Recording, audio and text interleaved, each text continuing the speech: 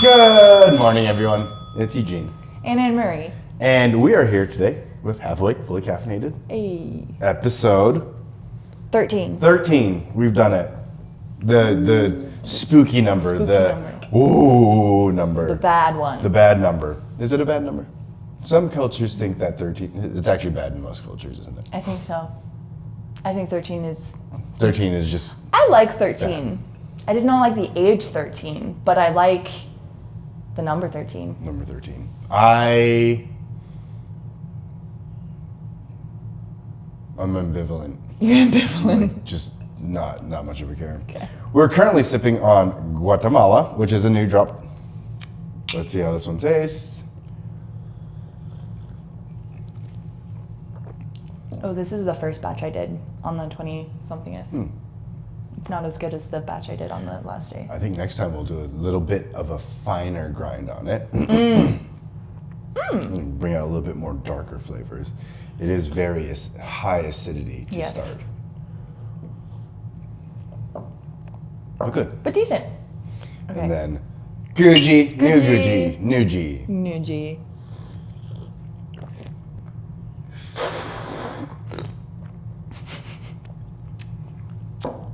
Not too bad. No. Actually, that one could probably be a little less fine. Get a little bit more brightness. Yeah. Yes, of course. So we have two topics today that are coffee, and then two topics that are not coffee. One of those coffee topics is Robusta versus Arabica. Arabica. And then the other coffee topic is? The origins of the Gesha. Not that Gesha. Not the Gesha you're thinking of. Also, not actually supposed to be known for the things that it's known for, Gesha. The one that people... Anyways, the second topic the first topic that is not coffee is what is something terrible that Nero has done. I didn't say necessarily Emperor terrible. Nero. Yes. Emperor Nero of the Roman Empire. Of the Romans. The dude that became an emperor at the age of 17. Ooh. All right, and then you? The avocado cartel. Avocado cartel. Yes. Actually very excited about that one. I'm very excited about that. Terrified. So I am going to go ahead and go first. Okay. Because we're going to offset it. Now I'm going to start first a bunch. Okay. And then you're going to be like, well, I guess you started first a bunch anyways. So I got to start doing it first again. So let's go ahead. I'm going to set the timer on my watch because we've been, switching it on, switching it off, switching on, off. And I'm going to go ahead and get started in 3, 2, 1. So, I didn't tell you what topic I was going to do first. Let's rip off the Band-Aid. We're going to start with Emperor Nero. I'm sure most of you guys at any point probably learned in Roman history about the Emperor Nero. I didn't. You didn't? That's why I'm so fascinated by him. Wow. Actually, I remember hearing about him and I was like, that guy's batshit crazy. And it's like, yeah, he totally is. So, Emperor Nero became the emperor at the age of 17. And he actually didn't kick off his career as batshit crazy. He was known for some economic reforms, or attempted economic reforms, which had mixed reviews, which most economic reforms have mixed reviews. But he tried to devalue Roman currency so that people would be able to afford more things. And then along with that, he rebuilt, that was a little earlier. That was a little later. He was very tolerant of other religions. To start. 17-year-old Nero was 17-year-old Nero, yeah, he was open-minded. Fast forward, I don't know how long. I actually didn't look up how old he was when he died, but fast forward, and he has devolved into a hedonistic heathen who is, just the scum of the earth. Yeah. First things is that he may or may not have been involved with the Great Fire of Rome, which pretty much just decimated Rome.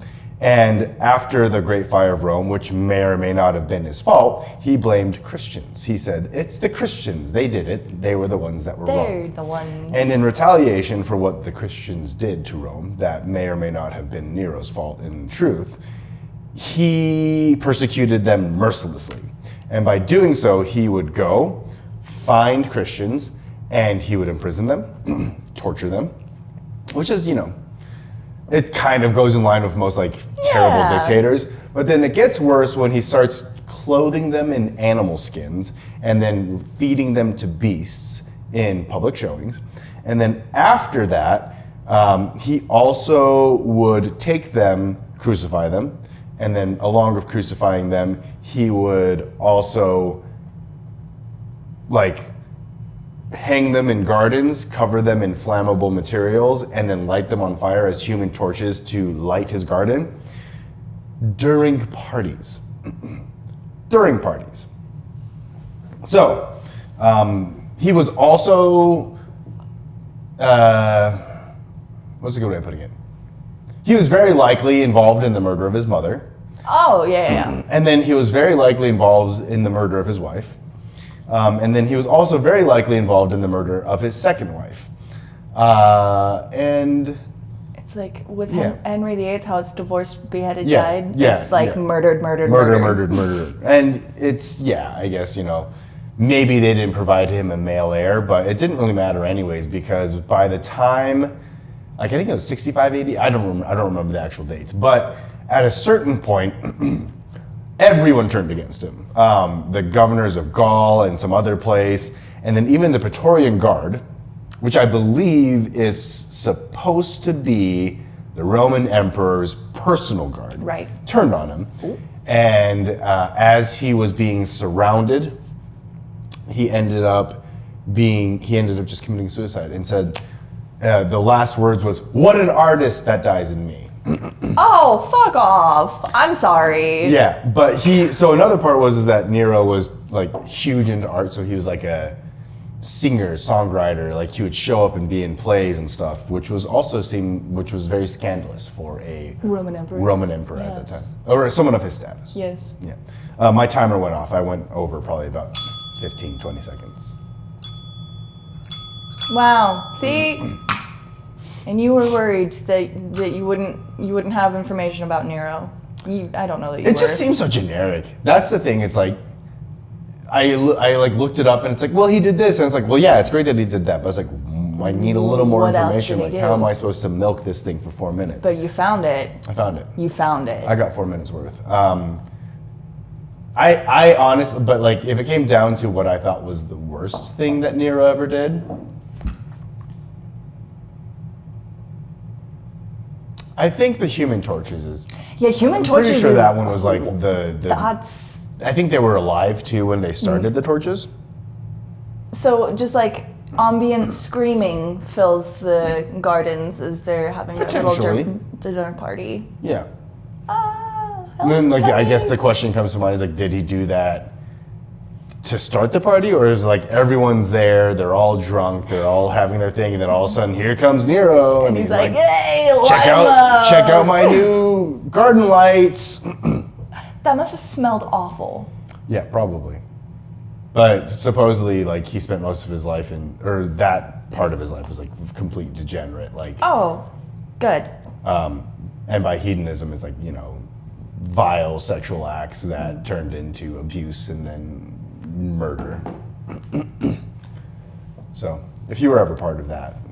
If you were ever part of the Roman Empire, let us know. You probably didn't enjoy it. Yeah. If you're a Roman history buff, do let us know. And be like, yeah, you got that part wrong about Nero. Yeah, prove them wrong. Yeah. Okay, it's your turn. Okay, I'm going to do something different, and I'm going to start with the coffee this time. Okay, 4 minutes, go.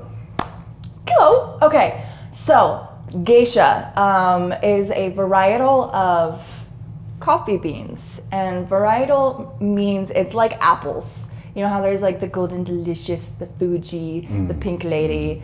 That's what coffee beans are like. There's Gesha, there's bourbon, there's Catuai, there's a bajillion different kinds.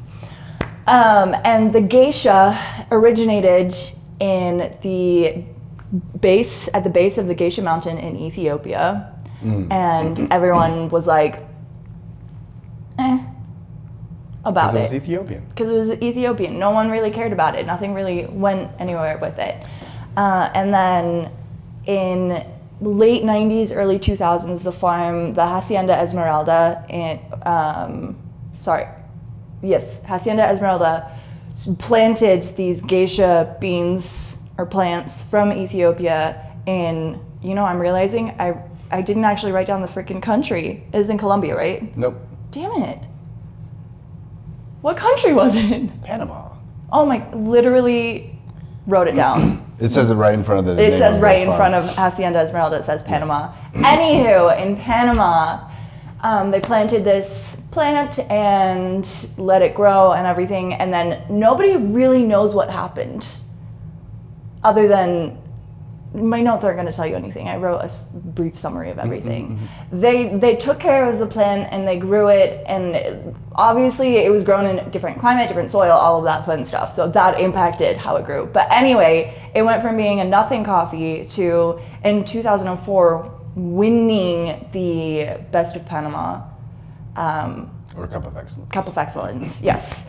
And it just kind of blew up from there. And from that point, it's got very expensive as well. It was getting to be about, in 2018, it was about $800 per pound, very roughly. For award-winning geisha coffees, yeah.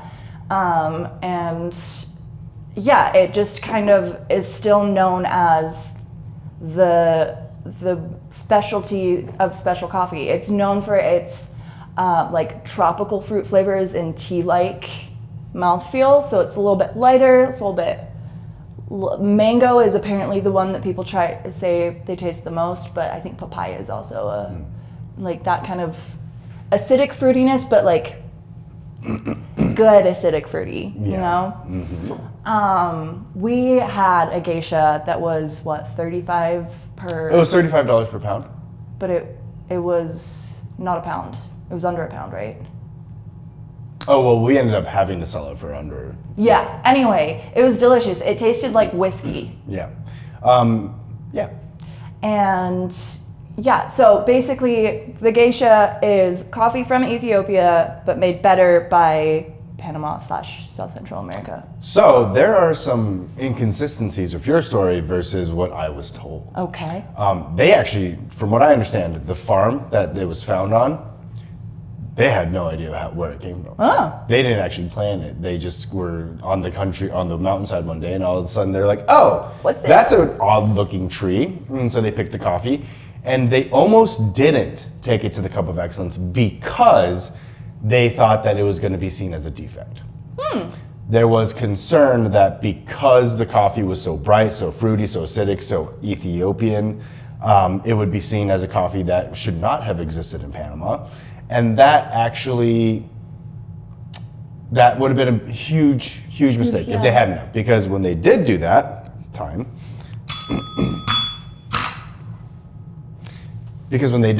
they found out that it was an amazing coffee. It was super exciting. Everyone was like, oh my God, what was this? And then some notes about why geisha is also so expensive. Well, it's because you go. It is a less producing plant than other coffee plants. It does thrive in extremely rocky, very remote areas of the farm, but it is also very difficult to get a lot of coffee from geisha. Yes. Although nowadays, I would say you're going to find geisha everywhere. Yeah. Everyone's doing geisha now. And I say that in like kind of like a bad way, but like, you know, geisha is not nearly as rare as it used to be. And so there are going to be occasions where you find out that geisha really is not as expensive as it could be. Mm-hmm. Or it shouldn't be as expensive as it is. There's a few things. I would honestly say that the geisha that we did receive, it was good, and it probably did meet the price point, but I would really have liked to have maybe seen a different coffee. A really well done bourbon or Caturra or Catuai probably can now stand up to a geisha pretty easily. Yeah. Mm-hmm. All right. I probably should have done my coffee portion first before you did your coffee portion it's because okay. we talked about the varietal as well as the species. Well, now people will understand more. Yeah. So my topic for coffee is Robusta versus Arabica. And for those of you that are not familiar with what Robusta and Arabica is, these are two different species of coffee. Most specialty coffee that you'll ever drink is Arabica. And then if you're at a gas station or you're at some sort of convenience store and you're getting a really, really cheap coffee, Robusta. Robusta is Are you gonna keep calling it Robusta this whole time? Canafora Cafe, I think, and then Arabica is Arabica Cafea. Yeah. Is the actual names. Robusta. Robusta. So the differences start with the taste. Arabica is extremely complex. It has acidity. It's kind of like that girl that you see at the party that's like, oh, she's so neat and interesting. She's got all these hobbies. Like, wow, I find her to be very unique. And then Robusta is kind of like, you're boring. The boring one. It's like, you're real boring. It's like you started a conversation with a dude and they start talking about their train collection, which actually now that I'm older, that doesn't sound I would terrible. be fascinated at somebody talking about their train collection, but I understand where you're coming from. Maybe not train collection. Maybe Their we could workout say routine. their golf swing. Oh, yeah, that's Yeah. the one. Yeah. I would, like, as a dude, I would totally talk about a golf swing with another dude. But if you're at a party and that's the most interesting thing that we can have a conversation about, you're a Robusta. You're Robusta. You're robustly boring. But that's the flavor profiles. Robusta is really known for like kind of like an earthy, grainy, woody flavor. And then next thing is caffeine content. Arabica is kind of like, let's get the day going. Like we're gonna get it done. And jet fuel is like, let's fucking go! Jet fuel? Jet fuel. That's- It is literally jet fuel. It is 2 times the amount of caffeine, up to twice as much caffeine as Is Arabica. that why like shitty diner coffee is sometimes the best thing in the world for For the kings, yeah. hangovers and stuff like that? I don't know if it's the best thing in the world Well, because not the best, twice but as much caffeine might actually be It bad. might be bad, but like it definitely seeps into your soul a little bit more. Mm-hmm. Yeah. Yeah, absolutely. That's exactly it. And then Robusta also grows on trees that are up to 6 meters tall versus Arabica's 2 to 4. Mm-hmm. And then I have heard that farmers use Robusta and Arabica plants both on their farms, but the Robusta is kind of as a like protector of the Arabica. Like they'll grow it because it's more disease resistant, right? it is. It is more disease resistant. It is more disease resistant because it has way more caffeine. Oh, it's the caffeine. Caffeine is okay. actually something that helps protect plants. Interesting. I don't know exactly how often they'll intersperse or disperse Robusta among Arabica. I didn't look that up. But I can say that Robusta is probably used in lower elevations of farms because it thrives better in lower elevation of farms. There we go. It's kind of like that Instagram reel where it's like you have this really pretty plant. It's like something along the lines of like, I need better water. Mm-hmm. And then the other plant's growing in concrete and it's like, yeah, concrete. yeah. It is the plant that is meant to survive. Okay. Yeah, because the way that I learned it, or at least the way that I remembered it, is like Robusta is like it's the robust, it's the big strong one that can stand up to anything and all of that. And then I'm finishing. Yeah. And so it's like the protector plant is just the way it was taught to me, at least. And then the Arabica is like the delicate, dainty, fine one that is like allowed to be like la la. So. Exactly. And I would say that I would honestly say Robusta is evolutionarily the superior plant. I believe that too. Because you can get way more coffee from it. It is way more caffeine. Like it checks the box of what you're looking for coffee. But at the end of the day, the flavor profile is kind of miserable. Not miserable. I actually have had some Robustas that are like good, but those are few and far in between. And also, last thing, Arabica is the coffee that is referenced in the legend of Kaldi. Robusta wasn't found until the 19th century, somewhere in Uganda, or I think it was Uganda or somewhere in Central Africa. And it was found and utilized specifically for agricultural purposes. It has no pretty story about it, which is kind of sad. That is sad. Legitimately, the most robust coffee plant is skirted over. It's like, yeah, whatever. But honestly, I'm happy I'm drinking an Arabica right now. Me too. Okay, you ready for avocados? Yeah, ready for avocados, and go. Okay, avocados are really big and important to the country of Mexico. And us. And us. We eat so many avocados. Our shop Oh my gosh. probably goes through more avocados than a single town in Mexico. I wouldn't be surprised. We run through, our avocado toast is really good. You guys, you should try it sometime. Anywho, avocados in Mexico, it is a $3 billion industry.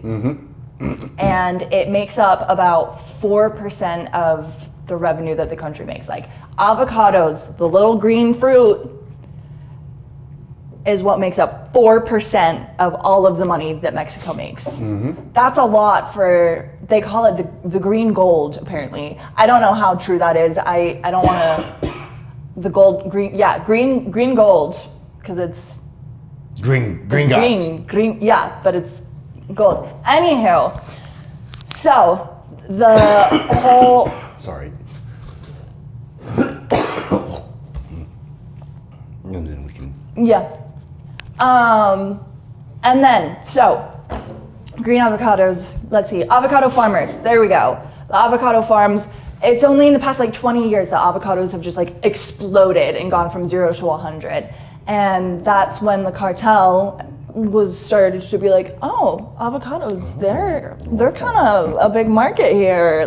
Okay. And so they started getting in on the market, and by getting in on the market, I mean showing up to farms and saying, get out or we will kill you.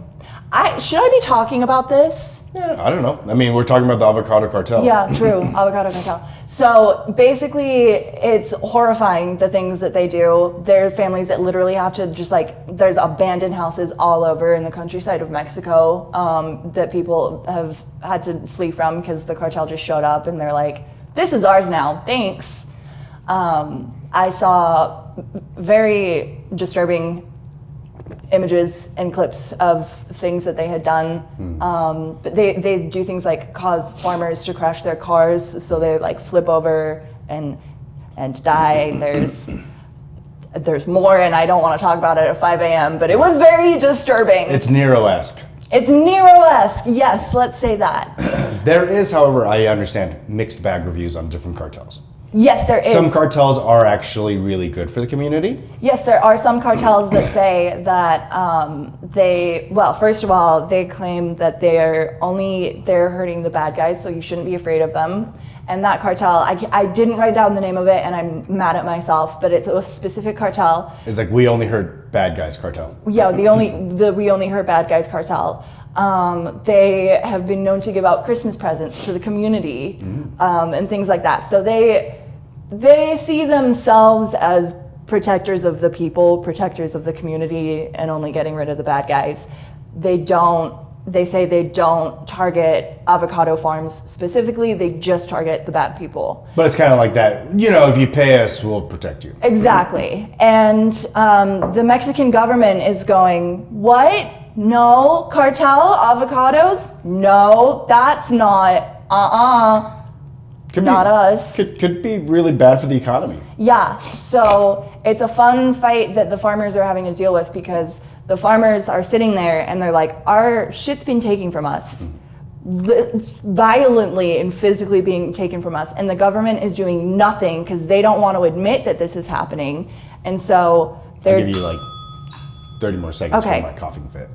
So I hit the bell and I forgot where it was. But basically, the farmers of avocados in Mexico are kind of having a rough time out there because the cartel's coming in and being like, give me your avocados. And then they're like, help, government. And the government's like,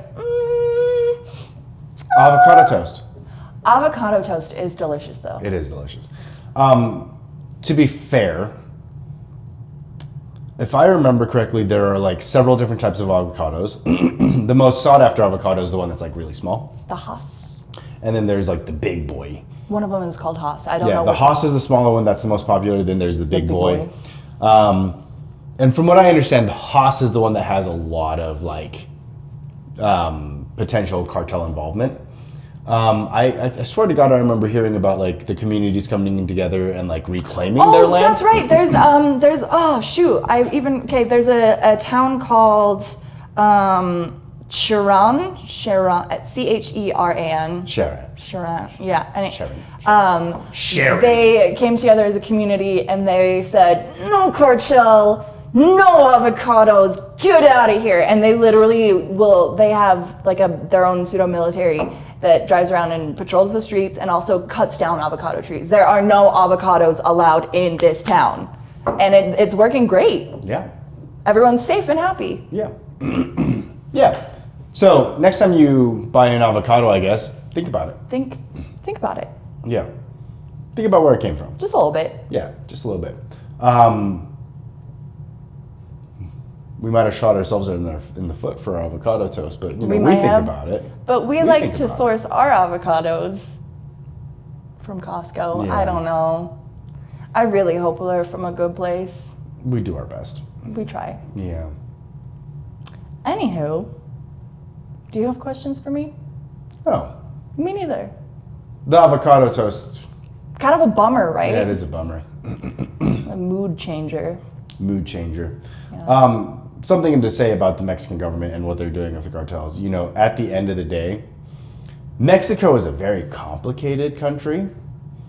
And I'm not going to go ahead and say anything about how a country should run itself. But I will say from an observational standpoint, the Mexican government has chosen to take certain steps to reduce violence. Mm-hmm. And one of those steps is to say, you know, at the end of the day, a cartel might be better at running this community than we are. And so they're just kind of stepping back and be like, okay, you take care of it. Just let's not kill each other. Let's just hugs. Let's be unified. Yeah. Unity. Okay. Cool. Questions for next time. Questions for next time. I do have a non-coffee question. Okay. And my non-coffee question was, I have heard that the amount of beats your heart makes in your lifetime dictates how long you live. So a mouse, who's very small, but has a very, very fast heartbeat, dies very quickly. An elephant, who has a massive heart that beats very slowly, does not die nearly as quickly. And so I would like to know, is there a correlation between how fast your heart is beating and how long you live? I was thinking about this because, like, you know, I go to the gym relatively often and I elevate my heart rate and I'm like, am I speeding my way? So you're telling me you're wanting me to research the one thing that I have on this podcast explicitly said freaks me the fuck out. Oh yeah, absolutely. Actually, I completely forgot that you don't like heartbeats, but yes, you have to look it up. Cool. Maybe it'll make me I'm helping you face your fears. I feel like I'm like already getting red in the face thinking about it. It's fine. Mm-hmm. We're fine. Yeah. It'll be fine. Yeah. It's just... Shut up. Everything's gonna be okay. I need a sip of coffee and I'm gonna reset my brain for a second. Mm-hmm.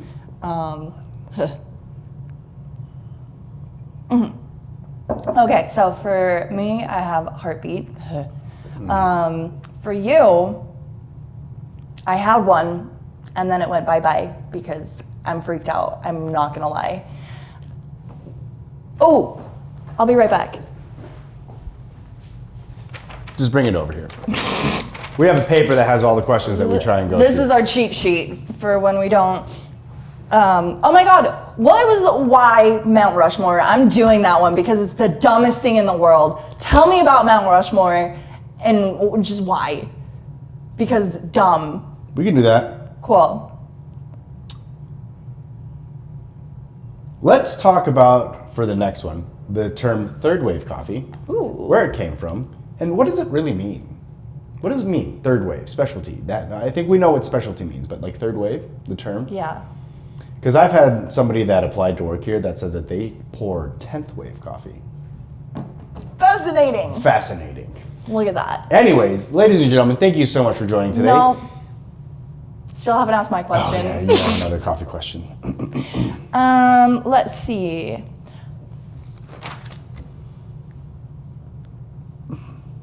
What? Why? Oh, ooh, that's a good one actually. Why is it important to sort coffee by size? Yes, we can do that. There we go. Size sorting. God, for coffee. Sorry, excuse me. Like I said, I'm dealing with something. Size sorting for coffee. All right, guys, thanks so much for watching. Thank you guys again for listening, watching, or whatever you're doing. And if you have thoughts on the avocado cartel, or if you have thoughts on Emperor Nero, or Arabica and Robusta, or Gesha, please feel free to comment, like, subscribe, do whatever. And if you have any subjects that you want us to Address? talk about, either one of those, Discuss, please let us know. And we will see you next time. Bye. Not going there immediately.